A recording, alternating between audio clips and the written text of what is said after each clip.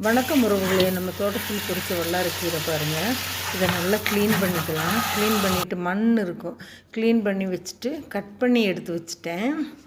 அப்புறம் பார்த்திங்கன்னா தேங்காய், கொத்தமல்லி, சீரகம், பூண்டு, கருவேப்பிலை, வரமிளகா, பெரிய வெங்காயம் இதெல்லாம் கட் பண்ணி வச்சுருக்கிறேன். எண்ணெய் காஞ்சிருச்சான்னு பார்க்கலாம். எண்ணெய் காஞ்சிருச்சு. வரமிளகாயை பொரித்து எடுத்து தனியாக வச்சுட்டு கொத்தமல்லி, சீரகம் போட்டு கருவேப்பிலை பொரிஞ்சதும் பூண்டும் போட்டுக்கலாம். அதுலேயே பெரிய வெங்காயத்தை சேர்த்துக்கலாம், தேங்காயும் சேர்த்துக்கலாம். புளி போடக்கூடாது, ஆகையினால தக்காளி சேர்த்துருக்குறேன். தக்காளி நல்லா பழுத்த பழமாக ஒரு பழம் போட்டால் போதும். கீரையை வல்லாரை கீரையை சேர்த்து நல்லா வதக்கிடலாம். பச்சை வாசம் போக நல்லா வதக்கிடலாம். கல்லுப்பு சேர்த்து வதக்குனிங்கன்னா சீக்கிரமே வணங்கிடும்.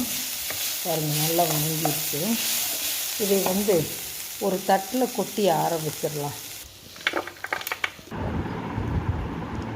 ஆற விட்டுட்டேன். சேர்த்து அரைச்சிட்டு தோசை எல்லா மில்லட்டும் கலந்து முடக்கத்தான் கீரையும் கலந்து ஒரு தோசை சுட்டு வச்சுருக்கேன். பச்சைப்பயிறு கடைஞ்சி வச்சுருக்கேன். பாருங்கள், தோசை இந்தளவுக்கு வெந்தால் போதும், நல்லாயிருக்கும். ரொம்ப ஹெல்த்தியானதும் கூட.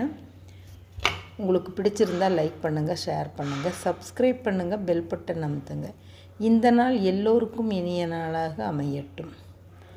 தேங்க்யூ.